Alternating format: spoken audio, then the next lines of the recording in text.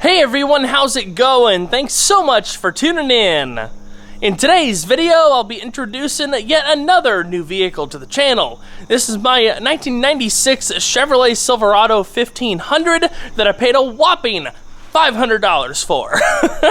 This was one of those random spur of the moment, right time, right place kind of deals. I couldn't pass it up. These trucks are awesome. I've always loved the OBS body style, and this is the body style that I grew up with, being born in 1989. So, basically in this video, I'm going to give you guys a complete tour of the truck. This is a really nice truck overall. It just needs a motor. Thankfully, I already have a motor on a stand in there, which I'll show you guys later. We'll talk about the plans for the project. It's going to be more of like a budget fixer-upper type deal. As far as I know, all it needs is a motor, but of course, you never know. It's been sitting for quite a while, but we're going to dive into it. I'm going to throw a battery in, see what works and what doesn't, and yeah, just talk about it. It's going to be fun. So, without further ado, let's go ahead and get started. I suppose the first thing I'll do is talk about what happened to the original engine, so let's go ahead and pop the hood right quick. But first, I will say, this interior is spectacularly clean for its age. The truck has a little over 156,000 miles, which is definitely not bad for a 1996, but aside from just needing a general cleaning, this is in phenomenal shape. I mean, there's nothing really broken. The dash is in great shape. There's a couple little trim pieces I need to fix, but I mean, really not a big deal. It still has the original GM rubber floor mats. These seats, in my opinion, are some of the most comfortable that GM ever put in a truck or SUV. These are obviously cloth. You got partial power adjustment on the driver's side, like sliding, tilting. You got power lumbar, manual recline right there, tilt steering wheel. It's wrapped in leather. It's just a really nice truck, but we'll dive more into the interior stuff in just a moment. Let's go ahead and get this hood popped.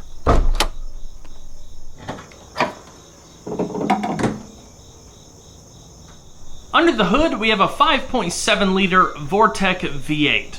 These are very good motors overall and had some of the best flowing cylinder heads that GM ever put on a traditional 350 small block. Fun fact, 96 was actually the first year of the Vortec in the Silverado. Pretty cool stuff. As you can see, this one has been completely blown apart. This cylinder head has been taken off and is in the back of the truck. But basically what happened here, so the owner of this truck way back when thought they blew a head gasket. They were burning coolant like crazy, so it went to a shop where they started going through the whole diagnosis process, and then once they got into this cylinder bank here, I think it was actually cylinder number 2 if I remember correct, they discovered the actual the cylinder wall was cracked. So it was leaking coolant through the block into the cylinder. So the block is screwed up. So the heads are good, thankfully. I can use the heads for another project in the future, but I already have another Vortec 5.7 sitting on an engine stand in the shop. So I'll show you guys that before the end of the video and talk about kind of what I'm wanting to do to fix this thing up. But as far as I can tell otherwise, this thing is really clean, just like the interior. When I pull this motor out, I'm gonna do a deep clean and get it perfect. Clean up all the red, getting all the crevices and stuff, clean up the wiring a bit. It's gonna be a lot of fun, and basically just bring this back to factory. Being that this truck is so nice to begin with, I'm going to just go the extra mile and make it as perfect as I can. You know, do the AC system over again, get a new alternator, that kind of stuff. Just basic maintenance things to where when it all goes back together, you can hit the key, drive it, and not worry about it. Because, 156,000 miles isn't a whole lot of miles, but being that it has been sitting, we want to go through the whole truck, check the brakes, change the fluids, change the filters, all of that fun stuff.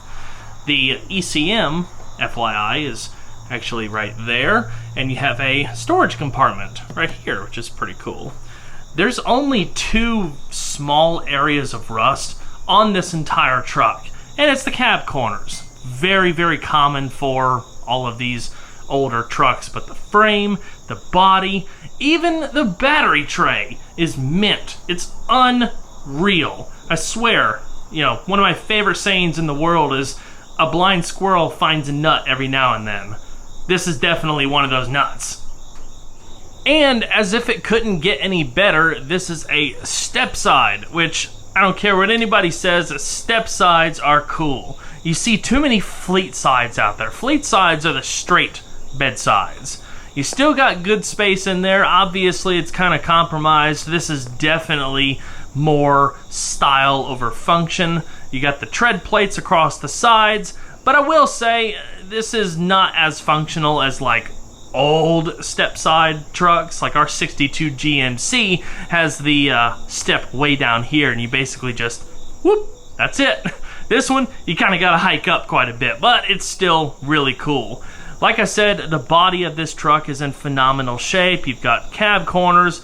There's a small crack in the fiberglass right there in the bottom quarter where somebody, or the bumper was hit at some point. I've already ordered a new bumper for the truck. We'll fix that and fix the cab corners at some point. The other thing too, this is a legit Z71 off-road truck. We've got a G80 locking differential, 342 gears. This truck also has the electronic transfer case selector, which was a new option in 1996, but I'll show that when we get to the interior and can actually put a battery on this thing. But really, really cool. Plus, it's red, and those of you who have been with the channel long enough know that I am definitely a sucker for red. Unfortunately, with this thing sitting outside as long as it had, Mother Nature really took its toll on the paint. Honestly, this truck still presents itself very nice, and I look forward to seeing if I can polish it. It's got a lot of clear coat damage and stuff, but at least it's not flaking off, and at least it doesn't have like, surface rust and stuff. So thankful for that at least. It looks like this tailgate was replaced at some point, probably when that back bumper got damaged. So, it's like the nicest looking part of the whole truck, but the bed itself is pretty good.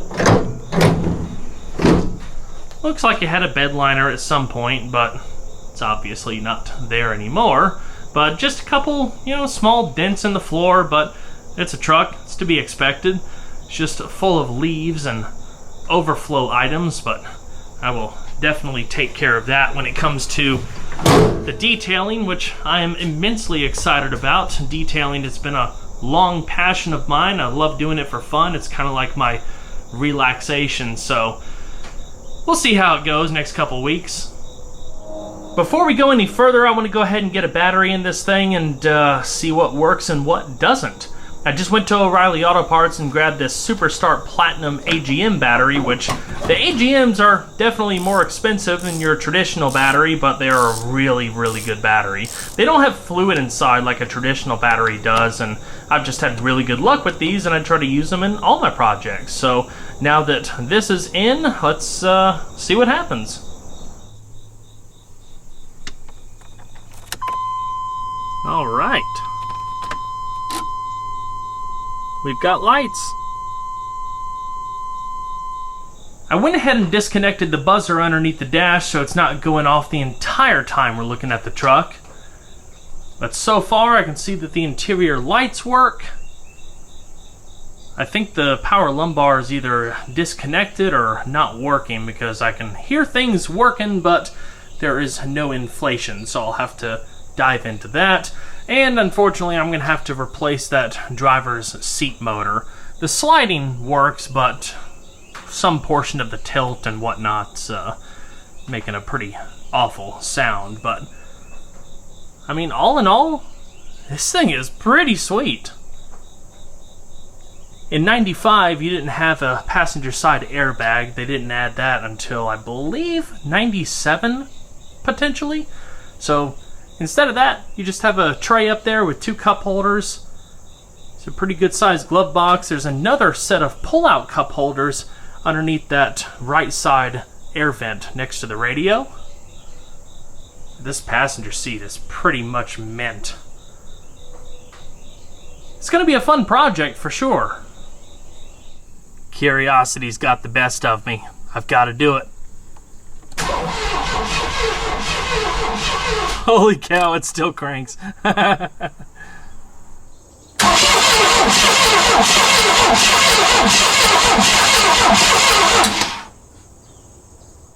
Now for the all-important question. Does the four-wheel drive actuator still work?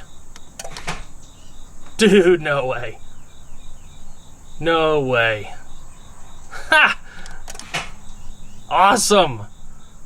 Fan? Yep.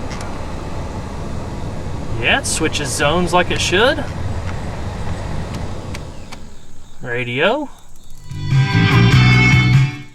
Unfortunately, I don't have any royalty-free cassette tapes, so that's all we get, but I have already listened to it.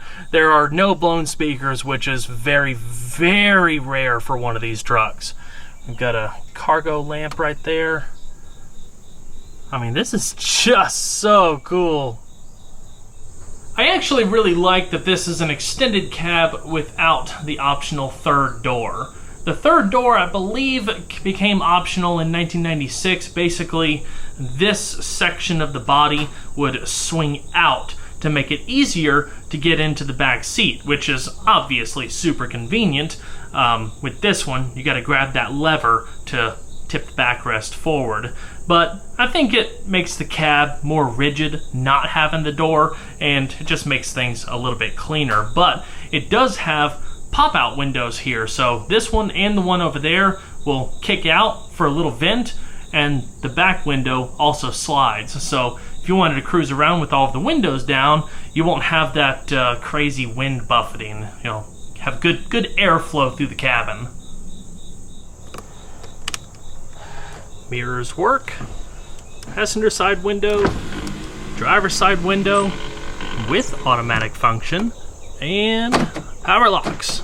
All work. Here's what the back seat looks like.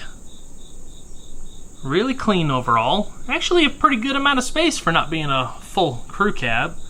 Looks like the jack storage is underneath the seat. Still has the original GM mats, and you have pop-out cup holders behind that console. As you can see, the seat tips forward. There's also a little storage net on the backside. Like I said, this truck is also very clean underneath. It's getting hard to find these without rust, and this one, as far as I can tell so far, the rockers, the floor pans, the frame, everything just looks phenomenal. Literally, the only spot of rust on this entire truck are the cab corners. I mean, you just can't get much better than that. Alright, you guys have a pretty good picture on what the truck is all about. Let's head in the shop and talk about the new engine I have for it. So here's the 350 Vortec that's going to go in the Silverado. This motor actually came out of a wrecked cab-over work truck that supposedly had 20 some odd thousand miles. I've had this motor for a while. Some of you might remember it as I've tossed around the idea of throwing it in some other potential projects that ended up not happening, but we finally have a legitimate use for it. I've double checked, borrowed my buddy's borescope, looked in the spark plugs and checked the cylinders out. It has good cross hatching. Like, there's nothing about this motor that would make me think that it didn't have low miles. But being that it has been around here for a while, I am gonna do a mild teardown just to reseal everything. So I'm gonna go to O'Reilly Auto Parts and grab gasket sets and whatnot, and replace some other things that are just good maintenance practice, being that I am gonna be tearing this down to a decent degree. So it's gonna be a nice motor just to freshen up, toss it back in the truck, and get it running relatively quick. Between this video and the next video, I'm gonna work on doing that motor refresh and get a game plan together as far as all of the other parts that I'm gonna have to order, like, AC stuff and alternator, just, preventative type things. But anyway, that's pretty much gonna wrap it up for this video. I hope y'all enjoyed, and I hope you're as excited to see this truck back on the road as I am. If you haven't subscribed already, be sure to do so and check that notification bell so you can get properly notified of all of the new uploads. Also, don't forget to leave a like down below because it really helps the videos a lot. I appreciate the support, and I'll see you guys on the next one. Take care.